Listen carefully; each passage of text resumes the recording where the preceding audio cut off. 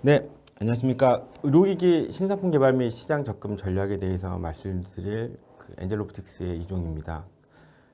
우선은 간단하게 의료기기가 어떤 산업인지에 대해 조금 말씀을 드리고요. 그 다음에 제품 기획을 어떻게 하고 시장에 어떻게 접근하는지에 대해서 좀 더 말씀드리도록 하겠습니다. 의료기기 산업에 대해서 조금 말씀드리겠습니다. 아마 좀 예전 영화긴 한데요. 엑슬리움이라는 영화가 있었습니다. 그래서 보시면 밑에 어린이를 저 베드에 앉히기만 하면 누우면 저 기계가 병을 진단해서 모든 병을 다 치료해지는 그런 기기가 있었습니다. 제가 저거를 보면서 저게 이 의료기기 산업의 꿈의 기기가 아닐까? 치료와 진단, 어떤 병이든 다 할 수 있는 그런 걸 이제 목표로 우리 개발자들은 이제 연구를 좀 하고 있고요. 또 하나는 영화에서 보면 이런 게 많이 나옵니다. 핸드폰 같은 것들을 가지고 진단을 쭉 하면 모든 인체 정보를 확인을 하고 치료를 할 수 있는 그런 상황들이 이제 많이 발생되는데요. 이게 먼 미래 같지만 사실은 서서히 가고 있습니다. 아마 여러분들 광고를 많이 보셨을 겁니다. 애플워치에서 이제 심전도 측정을 하면서 인체 데이터를 모으고 있고요. 그러면서 실생활에서 우리들의 인체 데이터를 가지고 병을 진단하고 조기에 진단하고 좀 더 빨리 대응할 수 있는 조치들을 조금씩 이루어져 가고 있고요. 또 하나는 애프터워스에서 나왔던 장면이긴 한데요. 옆에서 보시는 큰 사진은 원격으로 로봇 수술하는 장비입니다. 그리고 밑에 있는 사진은 다빈치라는 수술 로봇을 이용해서 실질적으로 로봇 수술을 진행하고 있는 부분입니다. 아직까지는 시작 단계이긴 한데요. 이 연구들이 진행된 게 원격으로 또는 먼 거리에 있는 사람을 수술을 한번 해보자라는 걸로 90년대부터 시작이 됐었고요. 이게 꼭 꿈 같긴 했었는데 그 이유가 이제 통신 기술이 너무 조금 느려서 약간은 꿈 같은 이야기였고 원격으로 진료는 불가능했었는데 작년 1월에 이런 수술을 원격으로 진행을 했었습니다. 중국에서요. 그래서 5G가 되면서 원격으로 환자 수술을 성공한 사례들이 있고요. 중국에서는 그런 연구들을 진행을 하고 있습니다. 그래서 이런 원격 수술이나 영화에서 봤던 그런 꿈의 의료기기들이 점점 나아가고 있지 않나 생각을 합니다. 이거는 제 지도 교수님이 처음에 시작하셨던 건데 우리나라에서도 이제 인공심장을 만들기 위한 연구들을 했었고요. 아마 우리 지도 교수님께서 90년대 연구를 하셨고 상용화되기 굉장히 임상 실험이나 이런 문제 때문에 어렵다가요. 최근 몇 년 전에 이제 상용화돼서 완전 이식, 그러니까 심장을 대체할 수 있는 의료기기로 판매가 되고 있습니다. 실생활도 사용되고 있고요. 비록 이게 뭐 영구적인 건 아니지만 한 몇 달, 아니면 며칠 정도라도 잠깐이라도 할 수 있는 제품들이 나와서 실생활에 이용되고 있습니다. 그래서 또는 이런 것도 나옵니다. 이제 옆에 이제 걷지 못하는 사람들이 이제 걸을 수 있게끔 해주는 보조 로봇이라든가 팔다리가 없는 분들을 도와줄 수 있는 로봇이라든가 이런 장비들도 이제 서서히 개발이 되고 있고요. 이게 실생활에 또는 뭐라고 부족해야 될까? 인체적으로 좀 장애인한 표현 좀 그렇지만 뭔가 부족한 분들의 도우기 위한 연구들이 계속되고 있고 그런 의료 장비들이 나오고 있습니다. 하지만 의료 장비가 꼭 아까 보여드린 것처럼 최첨단 장비만 있는 건 아니고요. 우리가 이번에 코비드-19을 지내면서 이런 진단 키트, 코로나 진단 키트라든가 옆에 저도 예방주사 맞을 때 옆에 같은 일회용 주사기로 맞았는데요. 예방주사 맞는 주사기 또는 밑에 분들처럼 방호복들도 의료기기로 분류되고 있습니다.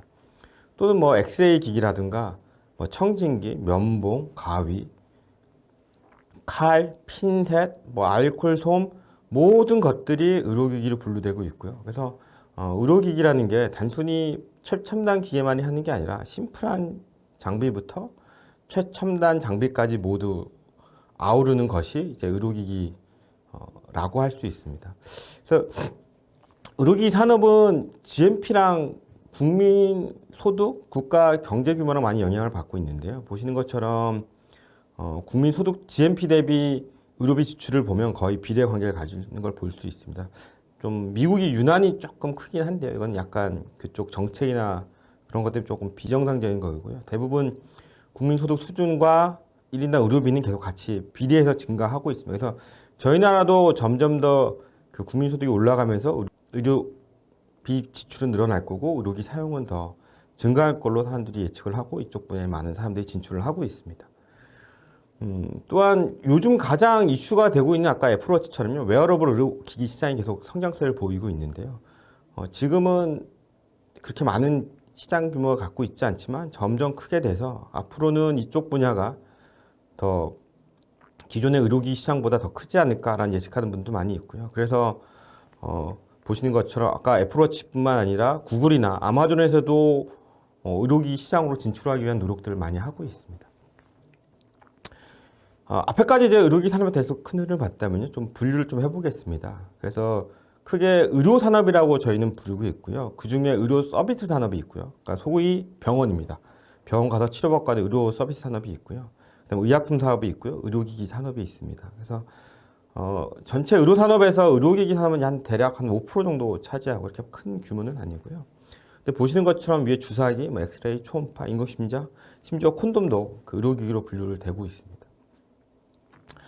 이런 의료기기 산업은 좀 많은 기업들이 진출하려는 이유가요. 하나가 가격 경쟁력이 굉장히 좋습니다. 그래서 어떤 경기 흐름을 타지 않고요.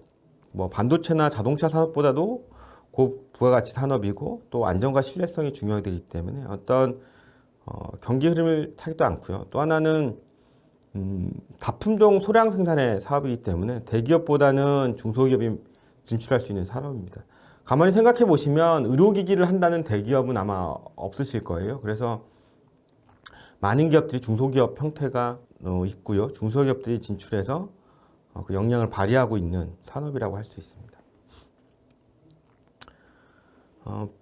의료기기 산업이 앞으로 어떻게 변화할 거냐는 트렌드 부분인데요.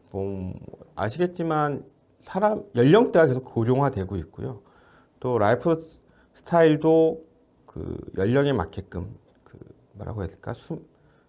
연령이 높아가면서 그에 따른 신체 변화라든가 또 도시화 선진화된 생활 습관에 따라서 고령화에 맞는 병이라든가 그런 의료기기들이 굉장히 필요하게 됩니다. 그래서 그런 쪽으로 굉장히 확대되고 있고요. 그래서 실버 산업들이 좀 각광을 받고 있고요. 또 하나는 디지털화, 소형화되는 트렌드를 가지고 있습니다. 그래서 기존의 의료기기들이 아날로그 방식이었다면 지금 굉장히 많은 의료기기 디지털 됐고요. 제가 어릴 때만 해도 엑스레이는 찍어서 필름으로 봤거든요. 근데 요즘은 다 디지털 영상으로 봅니다. 그래서 굉장히 디지털되고 있고 아까 애플워치처럼 심전도 장비도 손에 시계에 찰 수 있을 만큼 소형화됐고요. 모바일화되고 있습니다. 그리고 아까 경제 규모에 따라 의료기 시장이 커진다고 말씀드렸던 것처럼 아시아가 산업이 성장하면서 아시아 시장이 지금 굉장히 크게 성장하고 있습니다. 또 한국의 입장으로 봐서는 저희가 그 의료 서비스 산업, 즉 병원, 치료 쪽이 굉장히 강점이기 때문에 의료 관광 산업이 굉장히 확산되고 있는 특징들을 가지고 있습니다.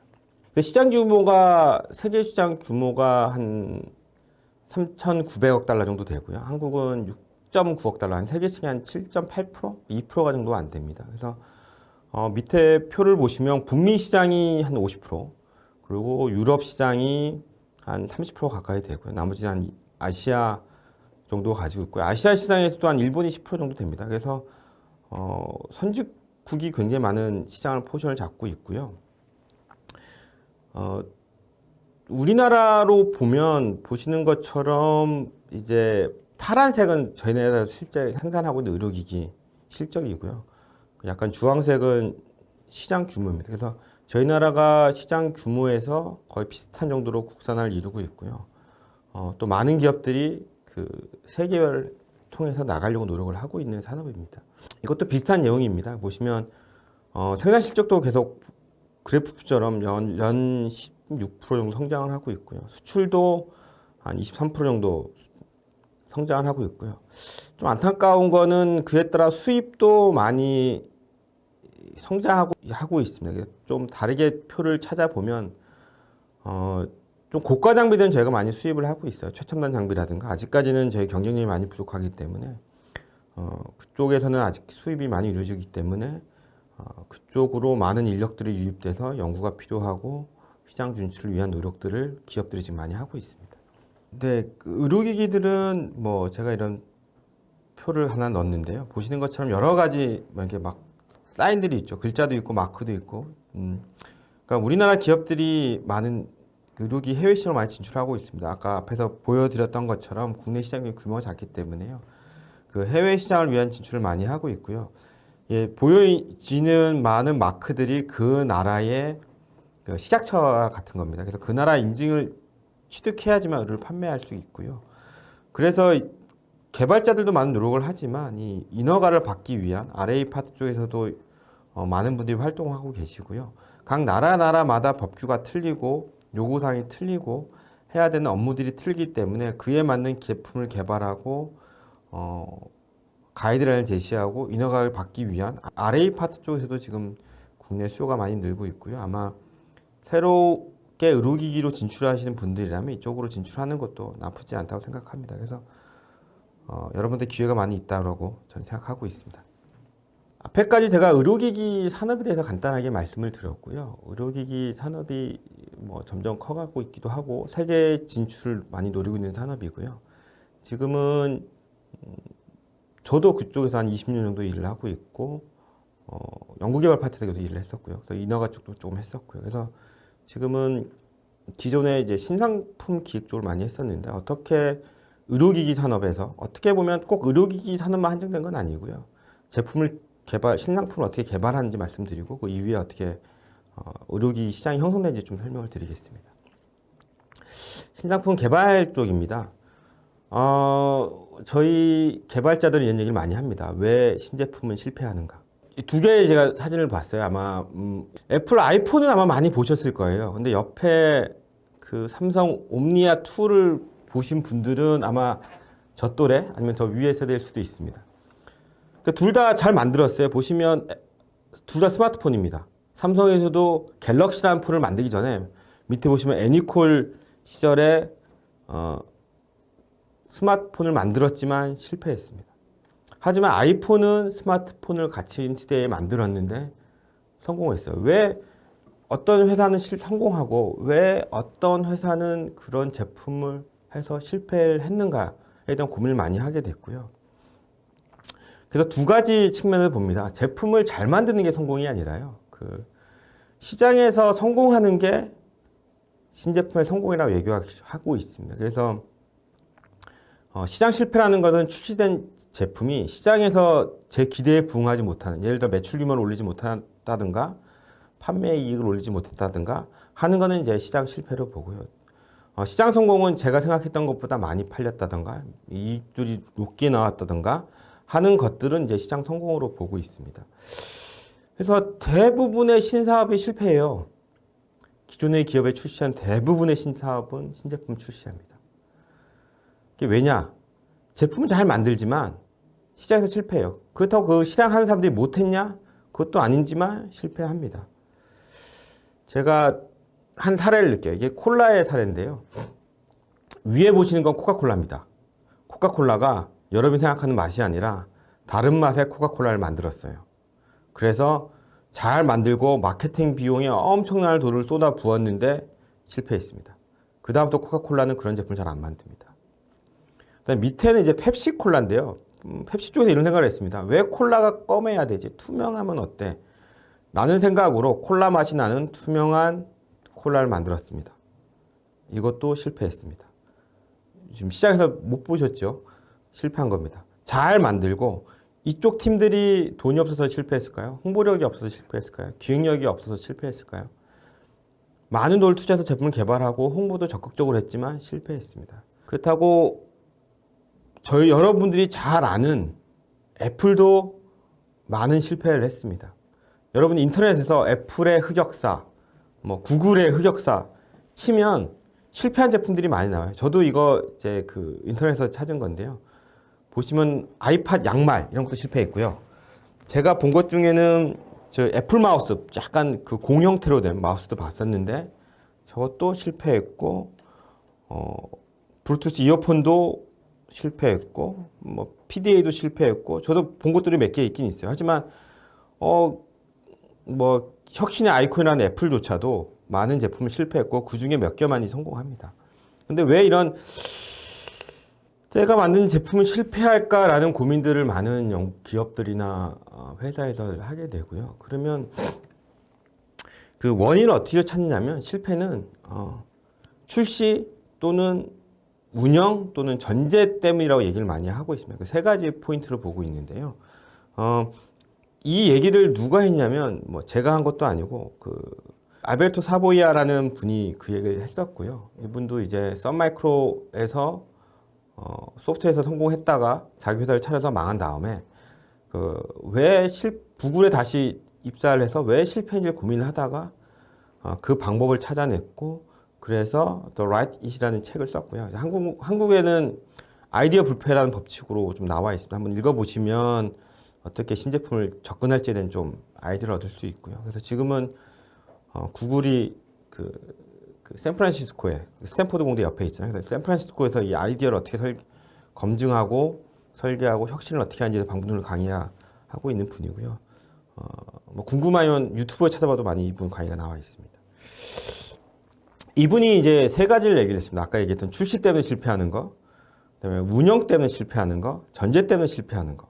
세 개를 봤는데요. 그러니까 출시 때문에 실패하는 건 뭐냐면 다수의 사람들이 우리 제품을 모르는 겁니다.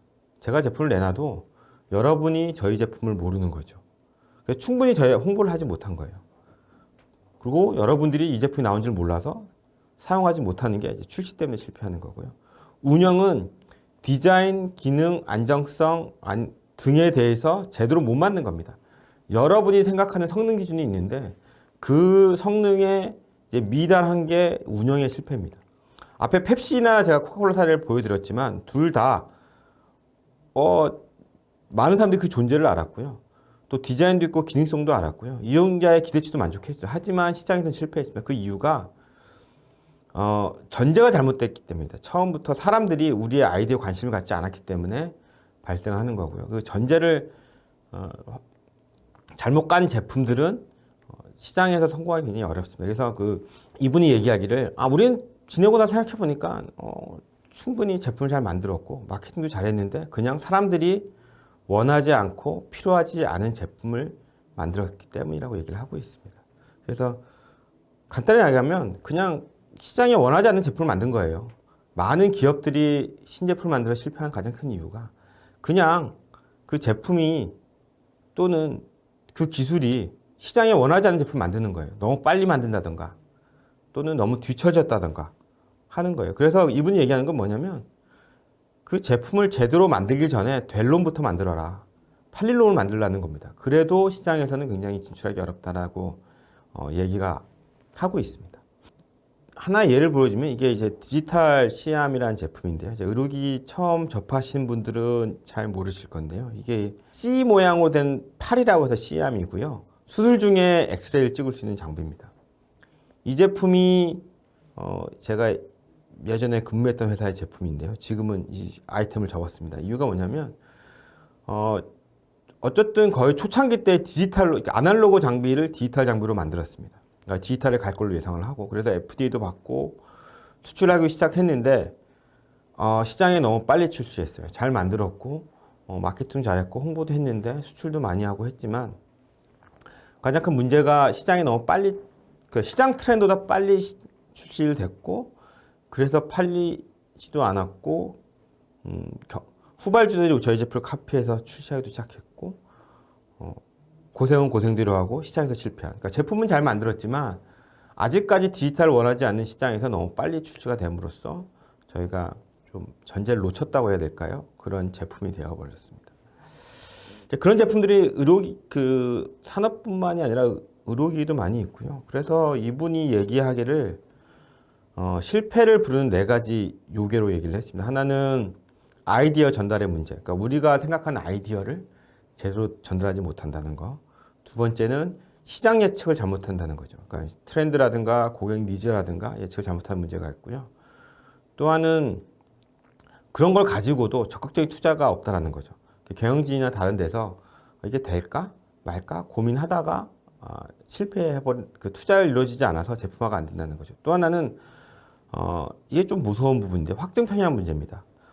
이건 잘 될 거야. 성공할 거야. 그리고 잘못된 데이터가 들어와도 이 데이터는 맞다라고 믿어버리는 거죠. 저 사람이 잘못됐다라고 믿으면서 실수하기 때문에. 그래서 이제 이분이 얘기하는 거는 데이터로 모아서 증명하라라고 얘기를 많이 하고 있습니다. 그래서 어떤 실험들을 했었냐면 예를 들어 80년대에 IBM이 컴퓨터 초기죠. 80년대 IBM이 말로 타이핑을 쳐주는 기계가 있으면 어떨까라는 고민을 해봤어요.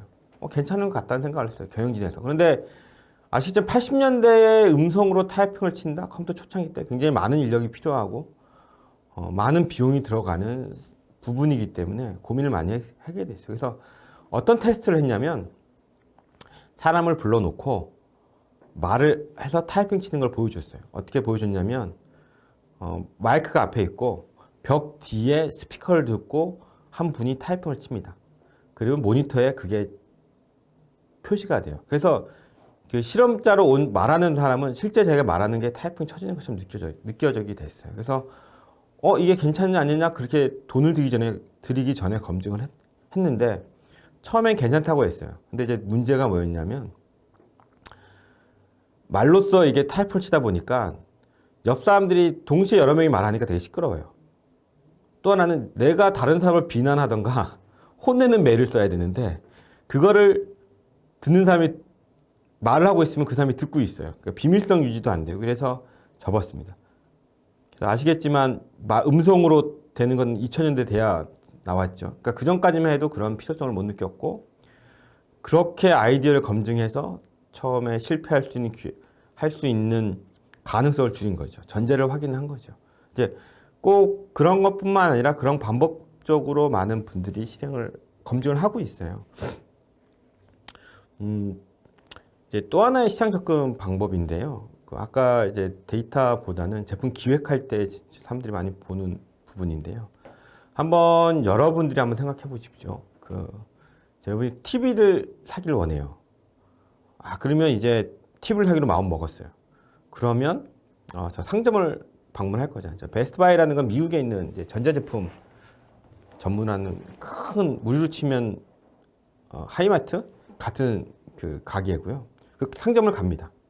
가서 물건을 열심히 봐요. 만져보고 보고 하다가 그 다음에는 인터넷에서 최저가로 물건을 구매합니다. 아까 이거 쇼루밍이라는 표현을 쓰는데 이런 것들을요. 그러니까 여러분도 아마 그러실 거예요. 어떤 제품을 살 때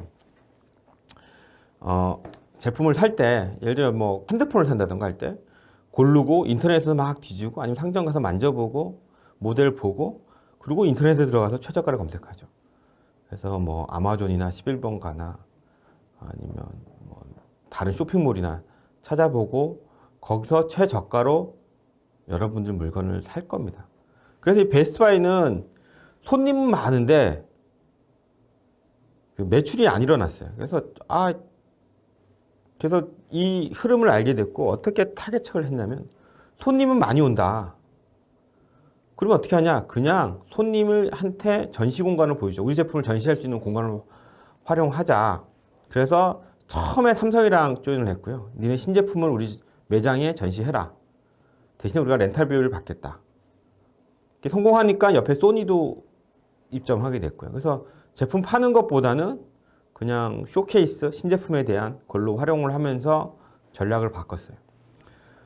제가 이걸 왜 얘기를 하냐면 아마 그 CVC라고 표현하는데요. 고객 가치 사슬이라고 얘기를 하는데요. 이렇게 고객들이 물건을 살 때 어떤 가치 사슬로 엮여져 있습니다. 그래서 제일 먼저 여러분이 평가를 하죠. 어떤 제품을 살지 그에 대해서 막 A 제품이 좋을까 B 제품이 좋을까 막 인터넷 평가를 하고요. 그 다음에 그 제품을 딱 선택을 하지 않습니까? 내가 그래 삼성 TV 살 거야, LG TV 살 거야 선택을 하고 나면 그 자리에서 카드나 현금으로 구매를 하게 되고 저희가 여러분이 사용하게 됩니다. 이런 관계들을 하나의 사슬로 엮여 있다 그래서 고객 가치 사슬이라고 표현을 하고요. 그래서 이 사슬 중에서 그 아마존이나 인터넷 쇼핑몰들은 어떻게 생각했냐면 여러분들이 평가를 하고 선택을 했죠. 거기에서 구매하는 중간에 그 사슬을 끊었습니다. 그 사슬에 자기네 검색하기라는 사슬을 집어넣었고요. 그걸 이어서 구매하기로 집어넣어 버렸습니다. 그러니까 고객이 물건을 사는 한 단계에서 중간에 소비자가 불편해하는 부분에 대해서 그 단계를 끊어버리고 자기 쪽으로 오게 할 수 있는 사슬을 만들어 버린 거죠. 그런 전략을 짬으로써 제품을 구매하고 소비하게끔 하는 전략을 짜고 있습니다. 그러니까 요즘은 이런 부분들이 많이 일어나고 있고요. 여러분들이 보시면 아마 점점 더 이런 세분화된 것들이 많이 보실 수 있을 거예요. 예전에 지금 생각해보면 코로나 때문에 배달앱이 굉장히 발달하고 있잖아요. 예전에는 전화하면 그냥 배달 왔지만 그 식당 주인이 배달한다는 불편한 부분에 대해서 끊어서 배달앱이라는 부분이 들어와 버렸죠. 주문하고 배달하는 부분들이. 그런 현상들이 지금 많이 일어나고 있고요. 이런 것들을 이제 디커플링이라는 표현을 하고 있고, 이것도 아까 제가 앞에 보였던 바이더웨이 사례도 이 디커플링이 하나의 사례로 얘기하고 있고요. 많은 분들이 약한 고리를 끊기 위해서 많이 얘기가 되고 있습니다. 그러면 이제 의료기기 쪽에서는 이 디커플링을 어떻게 활용하느냐에 대한 생각을 좀 해볼 수가 있는데요. 그래서 한번 저도 이제 제품 기획에 이걸 많이 활용하고 있는데 한번 보여드리겠습니다. 그 전에 원격 진료에 대해서 한번 말씀드려 볼게요. 지금 의료기기 산업이라든가 여러 기관에서 의료기기 한 쪽에서는 굉장히 큰 이슈고요. 코로나 때문에 더 이슈가 되고 있고요. 사람들이 비대면으로 어떻게 진료를 할 수 있을까라는 이슈로 원격 진료가 하고 있고요. 지금 저도 여러분들과 만나면서 이렇게 말씀을 드리면 좋지만 비대면으로 강의하는 것처럼 의료 부분에서도 이 원격 진료가 가장 큰 이슈가 되고 있고요. 그래서 원격 진료라는 게 크게 흐름을 보면 어떤 센싱 장치, 뭐 혈당, 혈압, 체중, 온도, 뭐 심전도 같은 것들을 측정을 하면 그 데이터가 이제 PC나 휴대폰을 통해서 서버로 옮겨갑니다. 그럼 병원에서 그 데이터를 보고 여러분한테 피드백을 보는 게 이제 원격 진료의 큰 흐름이고, 그래서 센싱 장비, 데이터 취합 및 전송, 분석 및 피드백이 이루어지는 게 하나의 흐름이고요. 먼저 이걸 이해를 하시고요. 보시는 것처럼 미국에서는 이미 이런 원격 진료들을 하고 있어요. 보시면 앞에 보시는 의사가 청진기 대보세요. 그러면 이제 그 환자가 청진기를 대보고요.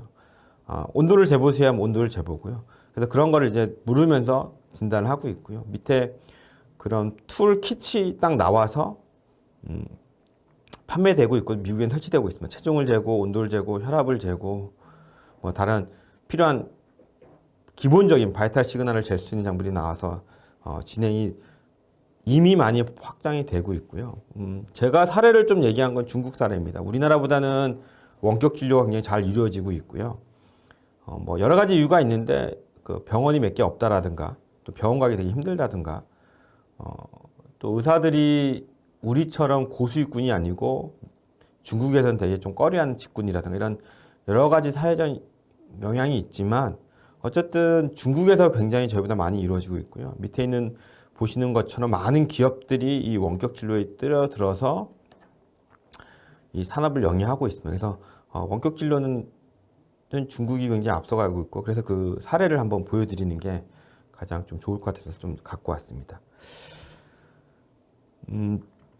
그 보시면 중국 기업이 과연 돈이 될까라는 고민을 많이 했는데 우선은 크게 성공하고 있고요. 그래서 대표적인 기업이 그 핑하헬스케어라는 기업이랑 알리에스가 가장 크게 성공을 하고 있는 기업들이고요. 아까 측정한 장비를 보여드렸죠. 그래서 밑에 보시는 것처럼 저런 그 안에 들어가서 이분이 의사랑 상담을 하면서 측정을 하게 됩니다. 그래서 이런 식으로 중국은 이제 그 원격 진료를 이루고 있고요.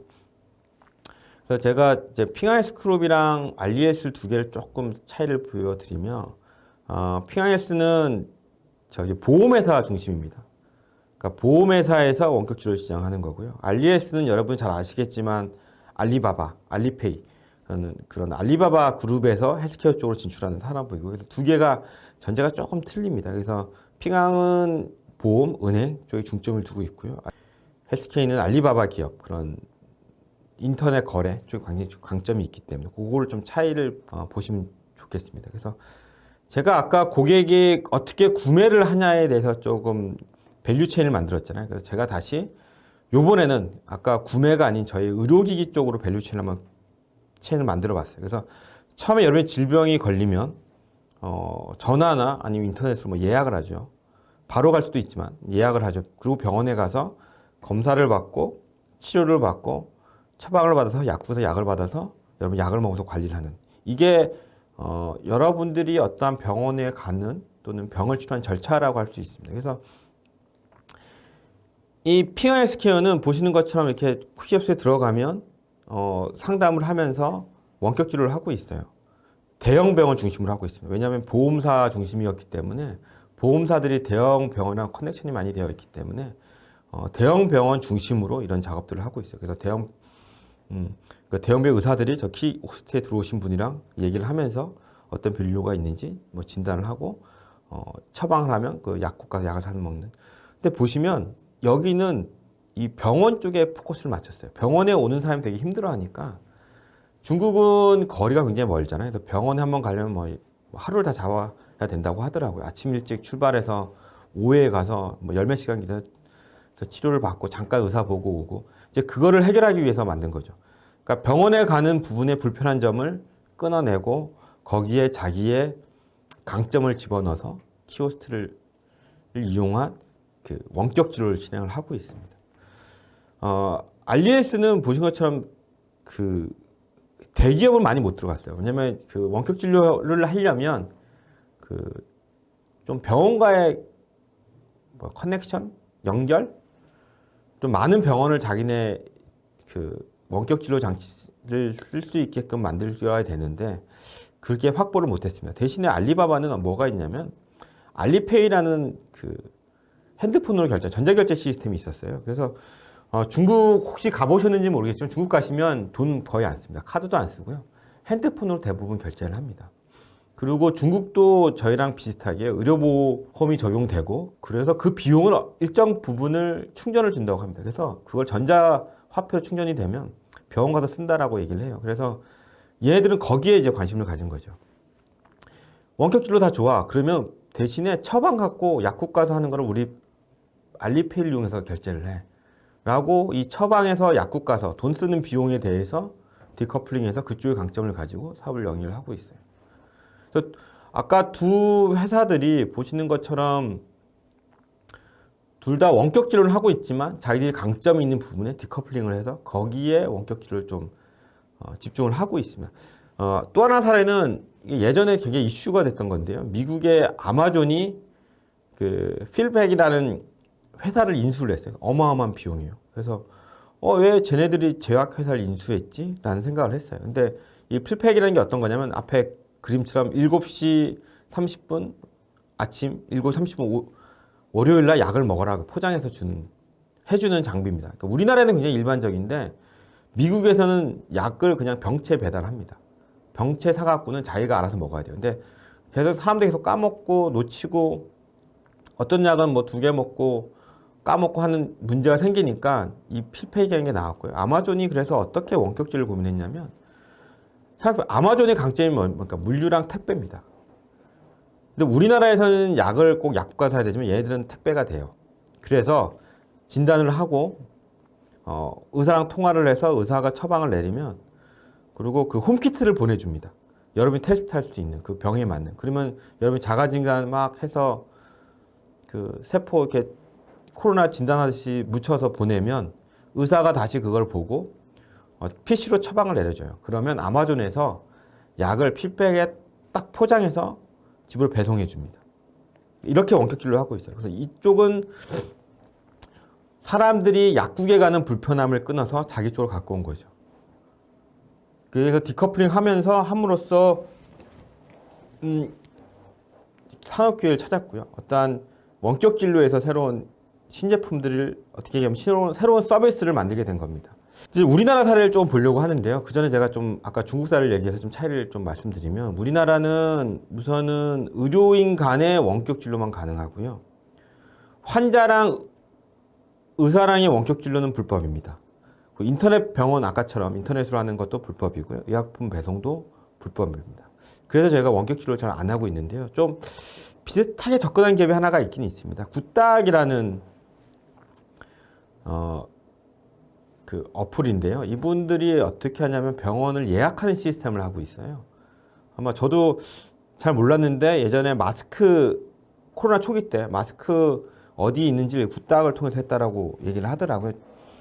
그래서 이분들은 어떻게 수익을 받았냐면 예약하는 쪽에서 그 기회를 잡아서 디커플링 했어요. 보통 병원에 예약하는데 소아과 같은 경우는 급히 가야 되는데 병원이 어디에 예약이 밀려 있는지 지금 손님이 많은지를 확인해줘서 그 병원에 직접 예약할 수 있게끔 도와주는 방식으로 사업을 영위를 하고 있습니다. 그래서 이분들은 이제 예약이라는 부분, 왜냐하면 병원 가고 검사하고 치료 처방, 약국은 우리나라에서는 불법이기 때문에 앞쪽 예약 쪽에서 기회를 만들어서 진행을 하고 있습니다.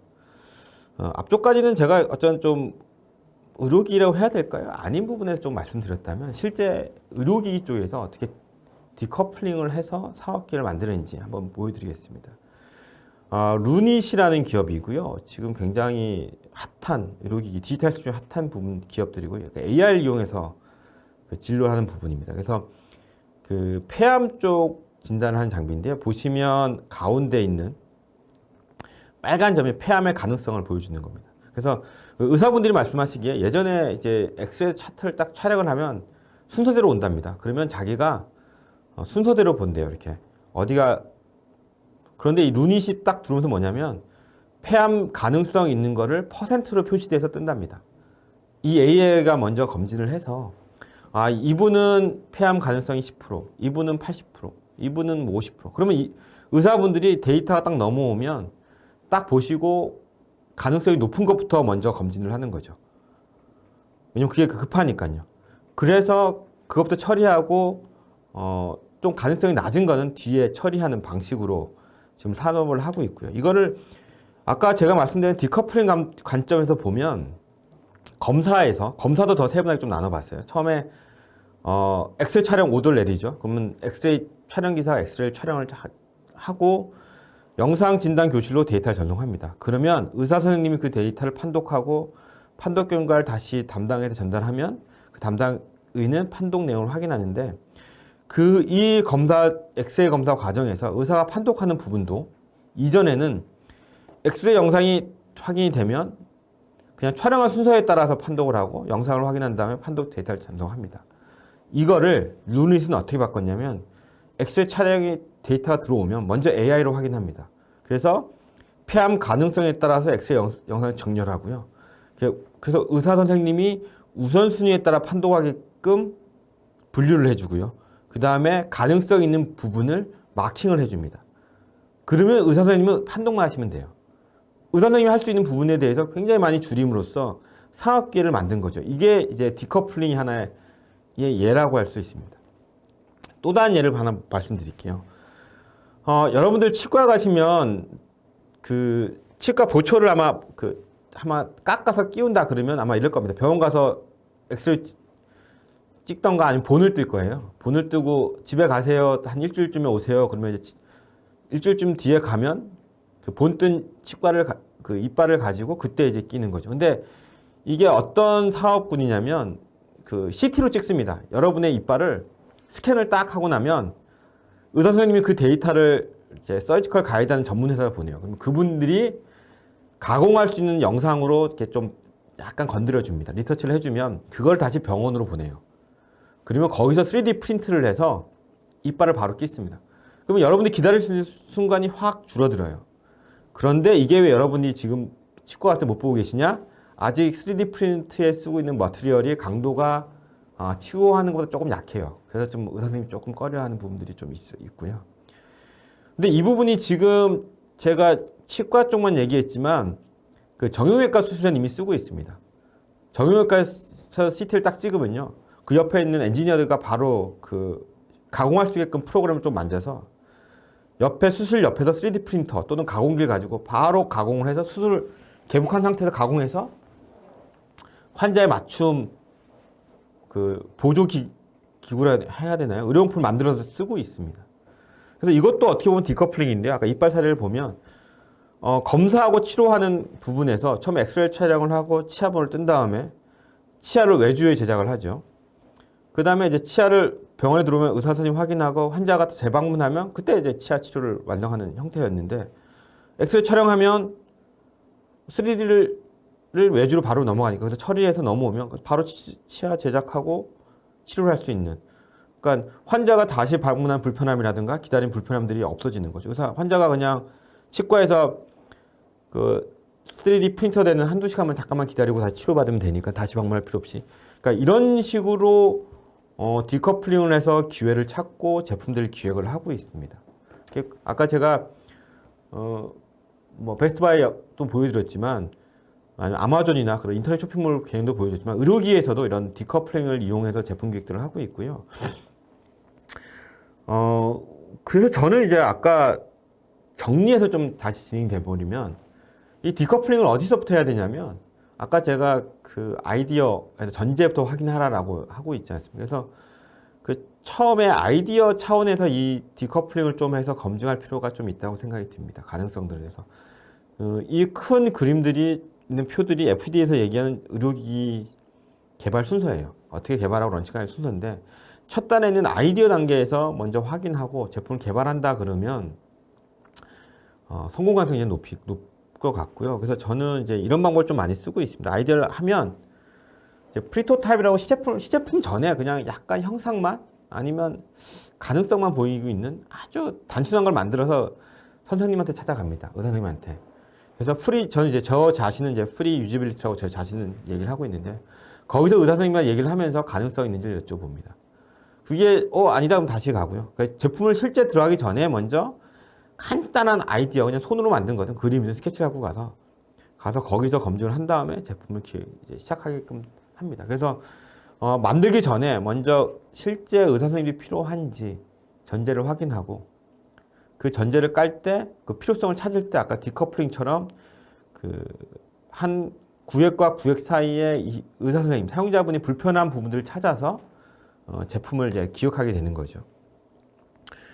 그래서 전후 의료기기뿐만 아니라 사업도 똑같은데요. 그 여러분이 뭔가 물건을 사거나 어떤 활동을 할 때 전후 관계를 면밀히 관찰하고 그거를 세분화 한번 나눠보세요. 나눠보고 관찰하다 보면 그 한 부분 나눠진 분리된 한 부분과 한 부분이 연결되는 중간을 끊으면 자기 쪽으로 뭔가를 할 수 있는 서비스를 집어넣는다면 그게 좋은 제품을 만드는 기획입니다. 이게 꼭 의료기기만 적용되는 건 아니고요. 모든 산업에서 어떤 모든 기획을 할 때 적용될 수 있는 분야입니다. 대신에 의료기기는 그 활동이 의사가 사용하기 때문에 의료인과 같이 해야 된다라는 좀 차이가 있을 뿐이지 충분히 잘 성공하면 저도 그렇게 사용하고 있고요. 좋은 제품이 나올 수 있다고 생각을 하고 있습니다. 그다음 이제 시장 접근 전략인데요. 이제 이것도 의료기기 산업을 조금 설명하면서 들어가야 될 부분인데 한번 좀 말씀드리겠습니다. 제가 학습지 산업을 한번 갖고 와봤어요. 여러분들이 취업을 준비하는 분도 계시고 이미 뭐 취업해서 일을 하고 계신 분들도 계시고 또는 뭐 의료기기 산업에서 지금 베테랑인 분도 계실 거고 한데 한번 여러분 학교 다닐 때 한번 생각해 보세요. 저 이제 뭐 수능을 친다던가 학력고사를 친다. 저는 이제 학력고사 마지막 세대거든요. 학력고사를 친다던가 할 때 여러분들이 문제집을 살 거예요. 그렇죠? 그러면 제가 학습지 영업하는 사람이라면 누굴 영업을 해야 될까요? 학생들한테 가서 저희 문제집 좋아요 얘기를 해야 될까요? 학생들은 전혀 관심 없어요. 여러분 한번 생각해보세요. 여러분이 문제집을 어떻게 샀는지. 아마 많은 분들이 학교 선생님이나 학원 선생님들이 추천해준 문제집을 샀을 거예요. 그렇죠? 그럼 돈은 누구한테 받나요?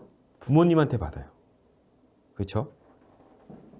그러면 내가 학생들한테 영업해봤자 학생들은 돈도 없고 추천받지도 않는데 영업하지 않을 거예요. 그러면 학습지는 누구한테 영업을 하냐?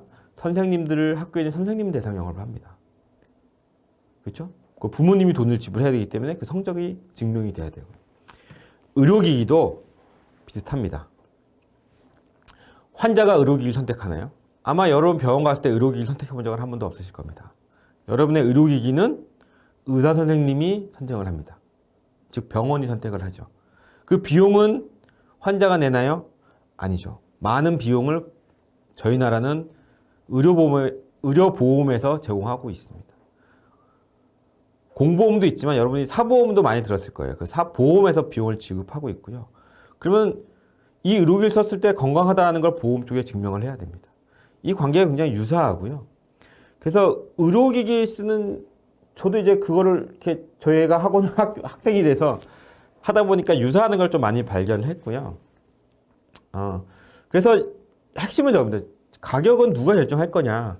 누구를 여러분이 영업 대상으로 잡아야 될 거냐? 결국은 실제 의료기기를 사용하고 권한을 가진 의사들의 대상으로 여러분들이 고객으로 잡아야 되고요.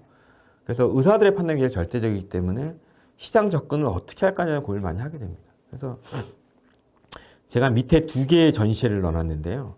하나는 이제 키멘스입니다. 국내 의료기기에서 가장 큰 회사 의료기기 전시회고요. 옆에는 이제 RSNA라는 많은 기업들이 전시회로 알고 있는데 북미 방사선 학회입니다. 이쪽은 라디에이션 쪽 학회고요. 12월 달 시카고에서 열리는 학회입니다. 그래서 차이가 뭐냐면 키멘스는 오시는 분들이 의사보다는 기업분들이 많이 옵니다. 바이어들이 많이 옵니다. 즉 바이어들한테 우리 제품을 홍보하고 니네가 우리 걸 팔아볼래? 라는 그게 주력이라면 RSNA 쪽은 학회장이기 때문에 의사들이 와서 섹션을 듣고 옆에 와서 저희 제품을 보는 형태입니다. 그래서 제가 이 사진을 뽑은 이유가 뒤에 보면 이제 뷰노라는 회사인데요. 이분이 이제 엑스레이 쪽 회사고 작년에 이제 상장한 작년? 올해? 헷갈리네요. 작년인지 올해인지 최근에 상장한 디지털 엑스레이 쪽 회사입니다. 그러니까 이쪽도 키메스 오는 것보다는 의사들을 상대한 쪽으로 접근해서 자기 제품을 홍보하고 있어요. 즉 시장을 의사들이 쓰는 쪽으로 많이 접근하고 있고요. 또 많은 기업들이 실제 전시회장보다는 학회, 의사들이 오는 학회를 통해서 영업을 많이 하고 있고요. 그래서 여러분들이 왜 이런 제품들은 병원에서 봤는데 없지 하면 여러분들이 관련된 제품을 사용하는 학회 쪽으로 가신다면 충분히 보실 수 있을 거예요. 제가 아까 의료 절차를 굉장히 복잡하게 짰잖아요. 좀 간단하게 짜보겠습니다. 병원 처음에 저거는 저는 손흥민을 넣은 게 제가 축구를 좋아해서 손흥민이 그때 햄스트링 부상이 좀 있을 때라서 병원을 먼저 가지요. 그러면 이제 엑스레이 같은 걸로 차량 검사를 합니다. 그렇죠? 그다음에 치료를 받고 그다음에 건강 관리 앱이나 뭐 이런 걸 통해서 건강 관리를 하게 되죠. 그래서 검사 장비 쪽은 대부분 대형 장비입니다. 검사에 쓰는 장비들은요. 그래서 제품은 일회성이에요. 한번 팔면 끝이에요. 대신에 고가입니다. 그래서 이 장비들을 보통 5년에서 10년 정도 병원에서 싸는 일회용 장비들이고요. 그래서 여러분들이 검사에 쓰는 제품이라면 일회성 장비라 생각하고 영업 전략 짜셔야 됩니다. 두 번째는 소모품입니다. 뭐 밴드라든가 수액 세트, 주사기들은 주로 치료에 사용하는 제품입니다. 이제 여러분이 치료에 쓰는 제품이라면 약간 소모품성 특성을 가지고 있기 때문에 지속적으로 판매되는 전략을 피셔야 돼요. 일회용으로. 그래서 수술 건수에 보시면 옆에 그림처럼 수술 건수가 증가하면 소모품 매출도 증가합니다. 그래서 아까 제가 수술 로봇 다빈치를 보여드렸는데요. 다빈치도 로봇팔을 일회용으로 쓰고 일회용이 아니라 10번인가 쓰면 못 쓰게 하는 소모성 제품을 쓰고 있어요. 왜냐? 거기도 치료에 쓰는 제품이기 때문에 그런 전략을 짜고 있습니다. 또 하나는 이제 관리에 대한 부분인데요. 옆에 있는 거는 심장에 이식하는 페이스메이커 관리하는 부분인데 이쪽은 운영비로 받습니다. 한 달 내가 너 관리해 줄게 얼마 줘. 또는 지속적으로 쓰면 매달 얼마씩 받을게. 라는 관리 쪽이라면 일단 지속성 수익을 내는 구조를 가지고 수익을 내고 있습니다. 그래서 여러분들이 의료기기를 판매하는데 어떤 군의 제품인지 먼저 고민해 보시고 검사라면 아마 일회용성이 강할 거고요. 치료에 쓰는 거라면 일회용 한 번 쓰고 버리는 계속 지속적으로 판매되는 거여야 될 거고 관리에 쓰는 거라면 렌탈비 월 얼마 정액료를 한다든가 그런 방식으로 접근을 하셔야 될 겁니다. 그래서 이제 의료기기 가격은 크게 두 개로 나뉘는데요. 하나는 이제 납품 가격이 있고요. 하나는 최종 소비자 가격이 있습니다. 그래서 납품 가격이라 하는 거는 의료기기 업체가 병원에 납품하는 금액이고요. 최종 소비자 가격은 그 치료를 받으면 그 건강보험에 청구하는 가격입니다. 이 갭이 크면 클수록 의사들은 이익이 내기 때문에요. 이런 보험 수가를 어떻게 높게 받을까? 아니면 이 갭을 어떻게 줄일까에 대한 고민들을 기업들을 많이 하고 있고요. 그래서 세 가지로 주로 좀 많이 하고 있습니다. 첫 번째는 원가 절감하는 걸 많이 하고 있습니다. 그래서 그 기업들이 이익을 내는 가장 좋은 방법이죠. 그래서 아까 소모성 제품들은 원가 절감한 전략을 많이 취하고요. 두 번째는 비가격적 경쟁 우위를 갖는 겁니다. 이건 뭐냐면 우리 제품을 쓸 수뿐이 없게끔 하는 전략을 짜서 제품을 만들고요. 이거는 원가랑 상관없이 써야 되니까요. 세 번째는 최종 소비자 가격, 즉 그 보험 수가를 높게 하는 작업들을 해서 하는 전략들도 짜고 있습니다. 그래서 한 제품을 보시면 이게 아까 보여준 똑같은 시암 제품인데요. 첫 번째는 시암은 아날로그 시암입니다. 가장 단순한 기능만 가진 시암이에요. 이쪽은 가장 중요한 게 납품 가격이에요. 아주 단순한 기능만 있기 때문에 싼 거 쓰려고 해요. 그래야지만 병원의 이익이 남으니까요. 그 다음에 두 번째는 이제 엔지오그래픽이라고 해서 저게 혈관을 볼 수 있는 건데 여러분들 그 심장 스텐트 수술을 한다던가 할 때 수술하면서 현장을 보는데 굉장히 해상도도 좋고 굉장히 좀 뭐라 해야 될까 성능이 좋은 제품입니다. 이 제품은 쓸 수뿐이 없어요. 제품 가격이 높아도 병원에 샀습니다. 왜냐하면 성능이 나와야 되기 때문에요. 세 번째 제품은 좀 이게 C암이라고 좀 이상하게 보이겠지만 이게 O암이라는 제품인데요. 가운데가 열립니다. 가운데가 열려서 팔을 집어넣고 다시 닫으면 이게 안에 엑스레이 발생기랑 디텍터가 돌아가면서 수술 중에 CT를 찍을 수 있습니다. 이 부분은 쓴다 그러면 보험이 높다 그래도 쓸 수뿐이 없는 거죠. 가격의 의미가 없는 거죠. 그래서 이제 의료기업 기업들이 처음에 접근할 때 우리가 어떤 시장을 갖고 갈 건지 결정하고 우리는 아주 기본적인 기능을 할 거다 그러면 가격 경쟁력으로 가고 아니면 성능을 높게 할 거다 그러면 우리 제품을 쓸 수 있게끔 하는 그 전략을 가지고요. 또는 완전히 특화된 꼭 우리 걸 쓸 수뿐이 없고 임상 데이터가 확보돼서 보험수가 높게 받을 수 있는 전략을 가지고 시장을 접근을 하고 있습니다. 아까 얘기했던 사용할 수뿐이 없는 전략에 대한 예를 드리면 제가 이 사진이 가장 대표적일 거라서 갖고 왔는데요. 그 코로나 예방주사기 맞을 때 아마 뉴스에서 짜는 주사기 해서 굉장히 많은 뉴스가 나왔을 거예요. 왜냐면 코로나 맞을 때 이것뿐이 쓸 수뿐이 없으니까요. 똑같은 주사기가 많지만 이것뿐이 쓸 수뿐이 없고 비싸더라도 이 제품을 사서 병원에 쓰게 되는 하는 전략입니다. 또 하나는 이제 지속적인 그 수익 창출 전략인데요. 이제 면도날 사업 전략으로 많이 하는데요. 여러분 아시겠지만 남자분은 잘 아시겠지만 면도기를 사면 면도기는 얼마나 하는데 그 면도날은 되게 비쌀 거예요. 그래서 면도날만 계속 사다 쓰게끔 하는 방식인데요. 진단 장비가 그렇습니다. 진단 장비는 기계는 그냥 좀 싸게 주고요. 진단에 쓰이는 키트, 소모품들을 계속 쓰게끔 하는 전략입니다. 또 하나 이렇게 약물질 펌프 같은 경우도 그런 전략을 좀 쓰는데요. 기계는 주고 전용 소모품을 해서 제품을 쓰게끔 하는 전략들을 취하고 있습니다. 그래서 이게 나오네요. 그 아까 했던 다빈치 수술기가 그런 전략을 하고 있어요. 그 앞에 보이는 그 쭉 바늘 같은 게 소모품이고요. 그게 한 10번 정도 쓰면 교체뿐이 없다라고 합니다. 그래서 저도 놀랐는데 이 회사가 한 4조 정도 수입을 올린다고 해요. 저희 나라 의료기 시장 규모가 한 8조?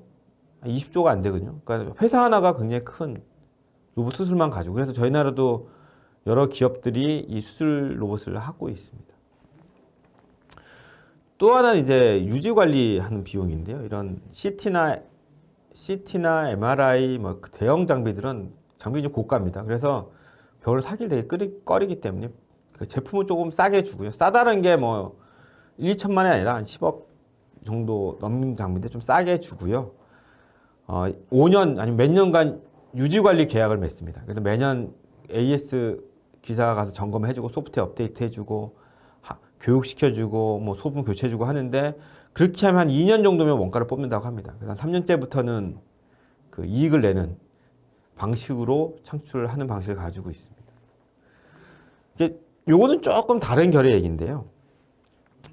그 금융을 통해서 수익을 얻는 창도 갖고 있어요. 여러분들 자동차를 사면 현대캐피탈이라는 걸 끼고 사죠. 현대에서 자동차를 사면요. 그러면 아마 현금으로 사면 더 비싸게 받을 거예요. 캐피탈로 하는 것보다. 뭐냐? 캐피탈로 돈을 벌기 때문입니다. 의료기기도 비슷합니다. GE그룹이 있는데 의료기기를 한 빅 컴퍼니 중 하나인데 얘네들이 캐피탈을 끼고 있습니다. 그래서 지 의료기기를 살 때 지 캐피탈에서 융자를 해주고 그 캐피탈로 비용을 벌고 있어요. 그래서 옆에 보시면 지 그룹이 총 자산보다 지 캐피탈 자산이 거의 비슷하죠. 뭐 지 캐피탈이고 의료기기만 하는 게 아니라 뭐 프렌트 사업이나 여러 가지도 하는데도 캐피탈을 하고 있지만 대기업들은 이제 의료기기 사업을 하면서 이런 캐피탈 쪽으로도 돈을 벌고 있다라는 그냥 참고로 하시면 될 것 같습니다. 그래서 이제 어떻게 시장을 접근할 거냐에 대해서 좀 정리하는 멘트인데요. 자신들이 한번 생각해 보십시오. 자신들, 그러니까 우리가 하는 의료기기가 어떤 용도로 쓰고 어떤 산업 범위 수준이 잘 이해를 하고요. 그게 적합한 시장 접근 전략을 수립하셔야 돼요. 여러분들이 치료용 장비인데 우리는 한 번 팔고 말 거야 그러면 수입이 안 납니다. 또는 대형 장비인데 이거 너무 고가야 의사들이 안 살려고 그래. 그러면 캐피탈을 끼고 하셔도 되고요. 그런 어떻게 우리 제품군이 구성되어 있고 시장에 접근할 건지를 잘 선택하셔서 그 맞게 전략을 짜서 시장에 접근해야지만 지속적인 수익을 낼 수 있고 시장 런칭에 성공할 수 있는 겁니다. 지금까지 어쨌든 긴 시간 제 얘기를 들어서 감사하고요. 저는 어쨌든 대학원 때부터 거의 한 20년 정도 의료기기 쪽에서 일을 하고 있고요. 뭐 개발자, 기획, 지금은 RA 쪽도 같이 좀 하고 있습니다. 만약에 그 의료 쪽 분야의 선배로서 또 제 산업군의 선배로서 궁금한 점이 있다면 저 메일로 연락 주시면 제가 아는 부분 내에서는 뭐 답변을 드리고 할 수 있도록 노력을 하겠습니다. 긴 시간 들어주셔서 감사합니다.